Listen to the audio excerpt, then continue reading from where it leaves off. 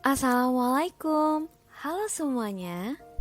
Perkenalkan, kami dari kelompok 1 yang beranggotakan Tansa Raharjo Wibisono, Konita Salsabila, Syaldila Maharani, dan juga Nadia Clarisandi. Pada kesempatan kali ini, kami akan menjelaskan materi mengenai perhitungan biaya variabel alat untuk manajemen. Diperhatiin ya teman-teman. Perhitungan biaya variabel dan perhitungan biaya penyerapan adalah metode alternatif untuk menentukan biaya produksi per unit. Dengan menggunakan perhitungan biaya variabel, hanya biaya produksi yang berubah sesuai dengan tingkat output yang diperlakukan sebagai biaya variabel. Biaya tersebut termaksud bahan langsung, overhead variabel, dan biaya kerja langsung. Biaya overhead pabrik tetap diperlakukan sebagai biaya periodik dan dibebankan langsung pada periode terjadinya, sama halnya dengan beban administrasi dan penjualan. Sebaliknya, perhitungan biaya penyerapan memperlakukan biaya overhead pabrik tetap sebagai biaya produk bersamaan dengan bahan langsung, tenaga kerja langsung, dan overhead variabel. Pendapat umum menyatakan bahwa perhitungan biaya variabel tidak dapat digunakan untuk laporan eksternal dan laporan pajak. Meskipun demikian, metode tersebut dapat digunakan untuk kepentingan internal dalam membuat perencanaan. Pendekatan perhitungan biaya variabel berhubungan erat dengan konsep biaya volume laba yang selalu dipertimbangkan oleh manajer dalam perencanaan laba dan pembuatan keputusan. Ada dua pendekatan yang digunakan dalam penentuan harga produk untuk tujuan penilaian persediaan dan penentuan harga pokok penjualan. Yang pertama, perhitungan biaya penyerapan absorption costing yang digunakan untuk laporan keuangan eksternal. Yang kedua, sedangkan pendekatan lainnya adalah perhitungan biaya variabel atau disebut variable costing yang lebih disukai manajer untuk pengambilan keputusan internal, harus digunakan dengan laporan laba rugi kontribusi. Selanjutnya, gambaran umum perhitungan biaya variabel dan perhitungan biaya penyerapan. Di perhitungan biaya penyerapan, biaya variabel dan biaya tetapnya itu dibebankan ke dalam produk. Sebaliknya, untuk perhitungan biaya variabel itu cuma berfokus pada perilaku biaya. Selanjutnya, perbandingan laporan laba rugi dengan perhitungan biaya penyerapan dan variabel. Dengan metode perhitungan biaya penyerapan, jika persediaan meningkat, maka beberapa biaya produksi tetap dalam periode berjalan tidak tampak dalam laporan laba rugi sebagai bagian harga pokok penjualan. Dengan metode perhitungan biaya variabel, seluruh biaya overhead tetap diperlakukan sebagai beban periode berjalan.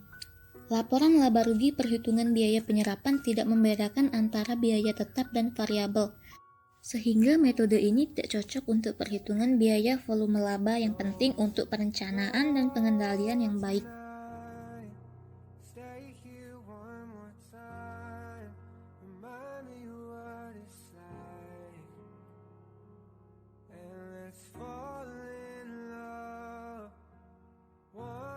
Pengaruh perubahan produksi terhadap laba bersih operasional. Laba bersih operasional dalam perhitungan variabel tidak dipengaruhi oleh perubahan dalam produksi dengan perhitungan biaya variabel. Laba bersih operasional dalam perhitungan penyerapan dipengaruhi oleh perubahan dalam produksi dengan perhitungan biaya penyerapan. Alasan yang menjelaskan pengaruh ini dapat ditelusuri lewat biaya overhead pabrik tetap yang berubah dari satu periode ke periode lainnya sebagai akibat perubahan dalam persediaan. Yang pertama, perhitungan biaya variabel. Laba bersih operasional tidak dipengaruhi oleh perubahan dalam produksi dengan perhitungan biaya variabel. Perubahan dalam produksi tidak memiliki pengaruh terhadap laba bersih operasional ketika metode perhitungan biaya variabel digunakan. Yang kedua, perhitungan biaya penyerapan. Laba bersih operasional dipengaruhi oleh perubahan dalam produksi dengan perhitungan biaya penyerapan.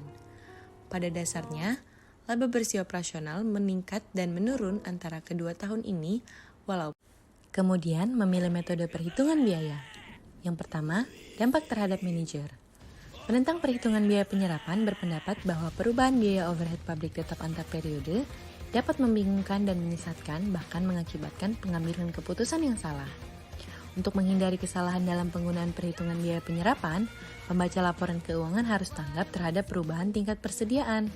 Dengan menghitung perhitungan biaya penyerapan, jika persediaan meningkat, biaya overhead pabrik tetap dapat ditangguhkan pada persediaan dan laba bersih operasional meningkat.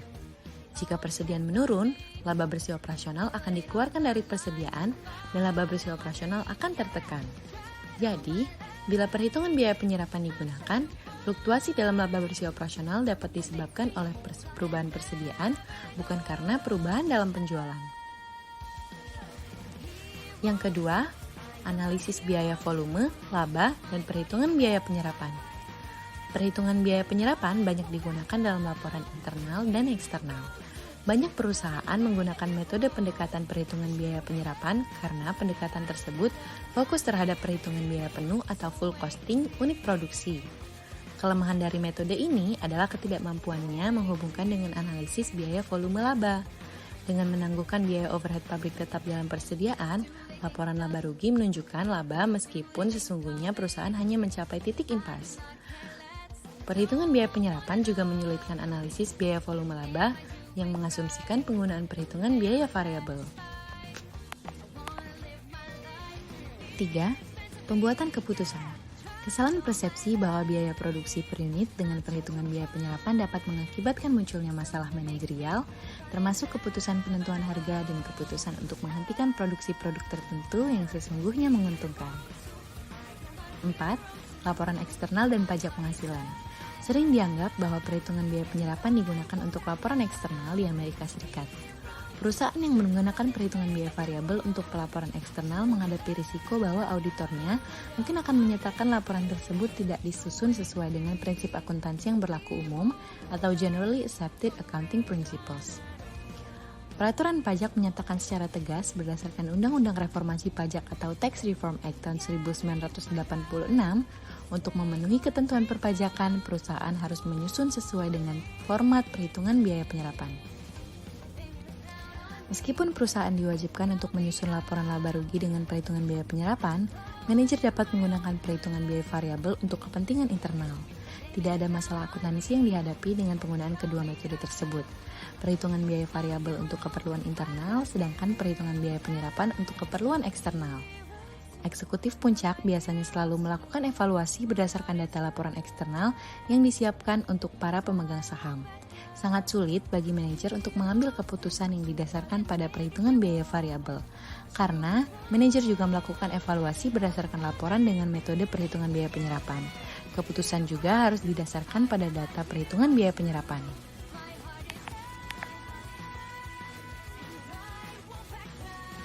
Keunggulan perhitungan biaya variabel dan pendekatan kontribusi. Yang pertama, data yang akan digunakan untuk melakukan analisis biaya volume laba dapat diambil langsung dari laporan laba rugi yang disusun dengan format kontribusi. Data tersebut tidak tersedia apabila disusun dengan pendekatan konvensional.